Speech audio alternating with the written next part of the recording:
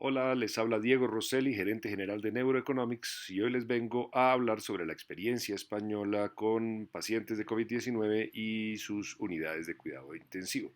La experiencia española se publica en tablas como esta, que muestra los datos consolidados hasta las 21 horas del 1 de abril del año 2020, hace un par de días.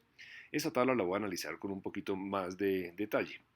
Aquí, por ejemplo, vemos la distribución de los casos confirmados por grupo etario. En total, reportan hasta esa fecha 69.177 pacientes y como se ve por la distribución por edades, es similar a lo que se reporta en Wuhan. La probabilidad de tener la COVID-19 en menores de 20 años es muy bajo, suman un total de un 1%.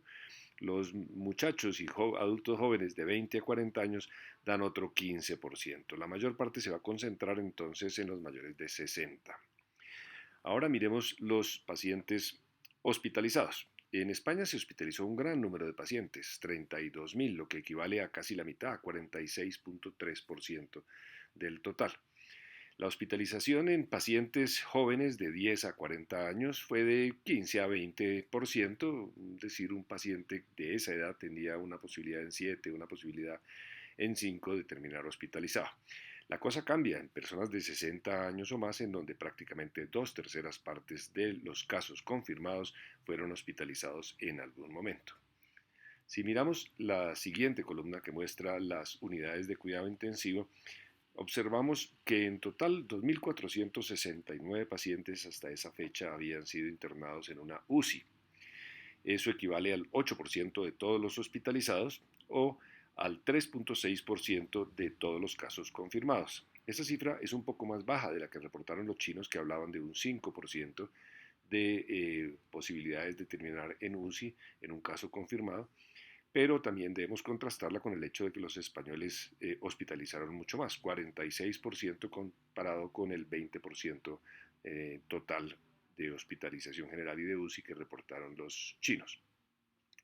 Ahora analicemos un poquito mejor esta tabla. Si nosotros miramos el porcentaje de pacientes hospitalizados que terminaron en la unidad de cuidado intensivo, vamos a ver algunas cosas interesantes. La probabilidad es particularmente alta en el grupo de 50 hasta 80, pero después llamativamente es más baja en los pacientes que tenían 80 o más años, en donde estuvieron en total equivalieron al 2% de la población total que terminó en la unidad de cuidado intensivo.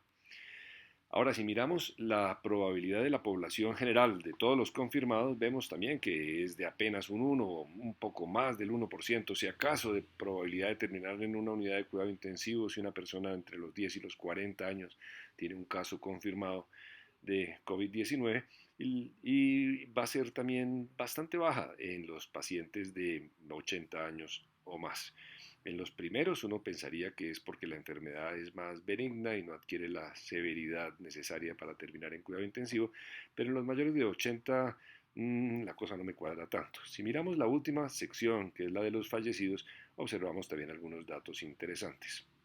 Esta nos muestra la letalidad por grupos etarios, es de en promedio 6.3, que es más alta que la que han mostrado los chinos, o el promedio mundial, que está en 4.5 aproximadamente, un poco más baja que la de los italianos, pero se concentra también, como lo vemos, en las personas de la tercera edad. Los muchachos tienen un riesgo de morir muy bajo.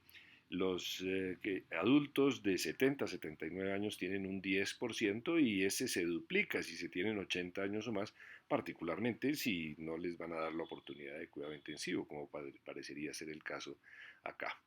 Si miramos el total de los pacientes fallecidos dentro de los hospitalizados, vemos que 14% de los pacientes hospitalizados fallecieron, pero la proporción en los adultos mayores es particularmente alta. Vemos que prácticamente la mitad de los de más de 90 años fallecieron, mientras que el porcentaje fue mucho más bajo en los más jovencitos. Ahora quiero cerrar mostrando cómo entre los fallecidos hubo 1.879 personas de 80 a 89 años, pero solo 92 de ellos estuvieron en unidad de cuidado intensivo en algún momento. Entre los mayores de 90, 728 fallecidos y apenas 6 estuvieron en la unidad de cuidado intensivo. Saquen ustedes sus conclusiones. Son los datos, ahí están.